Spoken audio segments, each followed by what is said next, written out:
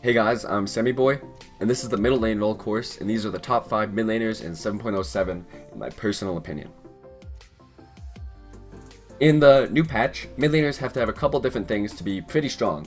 You have to have pretty strong lane presence, you have to scale pretty well into the mid game, and you have to do one thing or a couple things really well.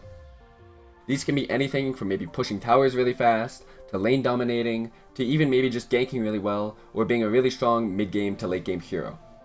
The mid lane is really versatile in this patch, and we don't really see a style yet. Maybe a style will develop as the patch goes later, but at the moment we're seeing a ton of different types of mid laners, and mid lane is really fun to play right now. In my personal opinion, these are the top 5 mid laners in 7.07 in no particular order. Queen of Pain, because of her ability to lane dominate and be a really strong laner, as well as her ability to avoid ganks in lane, and then to be able to progress into the mid to late game with really good item progression and really good talents, and actually scale really well into that mid to late game area of the game. Storm Spirit, because of his ability to really hit a strong mid to late game timing and be one of the best late game heroes in the game, and due to the fact that Kaya makes him a great hero. That item has single-handedly brought Storm Spirit from being a kind of mediocre mid to being a great mid laner, and to being a really strong hero in the mid game.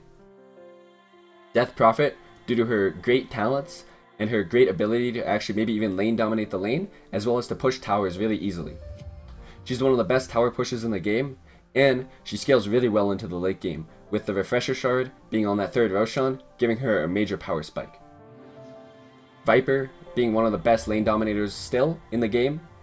Even though he got changed heavily, he's still a great mid laner, and he's still a really good lane dominator with his Q.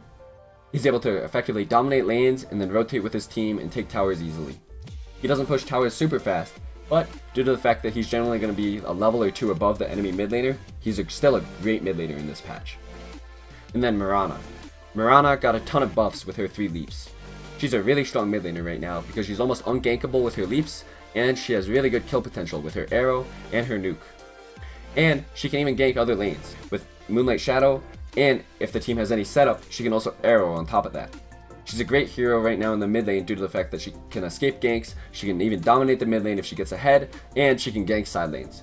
She's kind of a jack of all trades mid laner. Some special mentions just outside the top 5, but are still great mid laners this patch, are Puck, who was probably the best mid laner in the last patch, is still a great mid laner even after the nerfs. He can gank, he can lane dominate, he's pretty much another jack of all trades mid laner, and he can do pretty much everything in the game. He's a great mid laner, and he's a good all-around pick if you need to pick a mid laner really early in the draft. Shadow Fiend is another really strong mid laner in this patch. Shadow Fiend has got a couple different buffs, but due to the fact that his raises have got buffed, and he's able to easily clear stacks now, and he's able to easily dominate the mid lane more with his extra damage on raises, he's a really strong mid laner. And we've been seeing a little bit more farming mid laners, and Shadow Fiend has kind of fit that archetype. Templar Assassin is another one that has a ton of key buffs. She's a great mid laner right now, and due to the fact that her traps do damage, it has even increased her farming speed, as you're able to put traps on ancient camps and actually stack the ancient camps with your traps. Then you have heroes such as maybe OD, that has always been kind of in the meta, as well as Tinker, which has always been kind of in the meta, and then maybe even Sniper, which are kind of just there, but they're still great mid laners, and they're still great heroes to pick in this type of patch. And then we have another special mention in Medusa, who hasn't really been seeing a lot of play previously, but this patch has been seeing a lot of play in the mid lane, and has been kind of fitting this kind of farming, lane dominator, hard to gank type of build, and she's been doing great at it.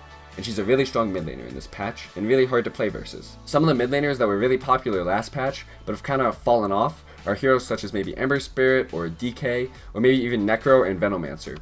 These heroes kind of fell off a cliff for a number of different reasons. For example, on Ember Spirit and DK, getting rid of that poor man's shield really nerfed their laning, and made them kind of difficult to lane in the game. So as soon as they go up against any somewhat decently strong mid laner, they're going to have a really hard time. And heroes like Necro and Veno just received a ton of nerfs to her spells, but heroes like Necro received a ton of nerfs, and due to the fact that regen is really different, Necro has a hard time sustaining in lane, and due to that fact, can't really be laned mid anymore. That said, these heroes are still possible to lane, they're just a little bit more difficult. Thanks so much for watching, and make sure to check out the rest of the middle lane course.